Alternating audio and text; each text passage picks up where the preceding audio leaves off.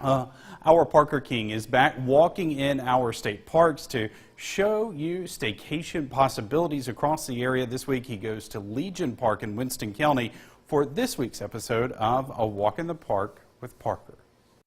It's gone by several names over its 80-year history. American Legion State Park, Camp Palila, until they decided on something simple, just Legion. And it's our next state park on A Walk in the Park with Parker. Let's take a look.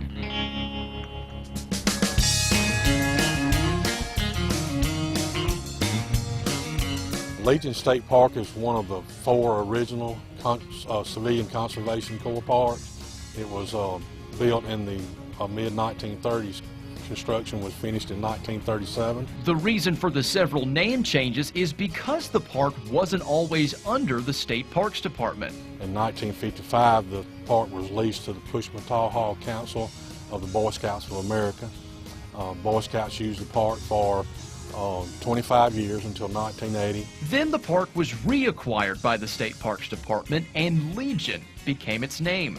The rich history of Legion can be seen in its lodge, which was made part of the Department of Archives and History in 1998. Legion Lodge was constructed at the same time that the park was built in the 30s, finished in 1937. It has a very rustic architectural aspect to it. This building is one of a kind. Just down the hill are the park's outdoor opportunities for visitors. We do have a nature trail around our larger lake. The trail is 1.9 miles in length. The trek is a workout. You'd be surprised at the ups and downs you'll find in Winston County. If you noticed, Park Manager Tim Flake mentioned the trail is around their larger lake. So there's more than one lake. We've got 2 lakes here. We've got Lake Topashaw, which is about 14 acres. And then we have Lake Palila, which is just down the hill here, that is about 3 acres. The lakes may not be big enough for boating or skiing, but Flake says the fish are always biting. Both of the lakes are stocked with brim and bass. The larger lake, Lake Topashaw, does have some white crappie and some catfish. Wanting to make a weekend of your staycation, Legion has pads for RV, tent, and primitive campers. Full hookups, water, sewer, electricity, 50 and 30 amp electricity on the campground.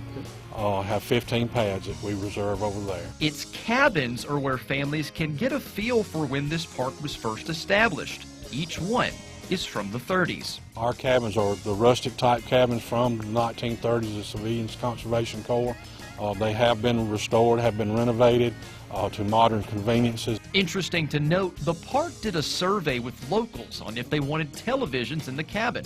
Flake says the verdict was near unanimous. No, they like the peace and quiet. Being part of the CCC means keeping a certain standard on structures, and the cost is being helped out by local businesses, known as the Friends of Legion Park. They are very expensive, and we are glad to have the Friends group here on the park to help us out. They have been a blessing to our park, they've been a blessing to our community and upkeeping the park, and we're just glad to have them, glad for everything they do for us. This partnership allows the park to focus on what's important, providing services to visitors. This little park has been one of the secrets of the state park system for a lot of years because we're kind of in an out-of-the-way place, off of the beaten path. That'll do for us here. Be sure to tune in next time for another walk in the park. At Legion State Park, Parker King, WCBI News. Now, for more information on the park, rates, and contact information, all of that's on our website, WCBI.com.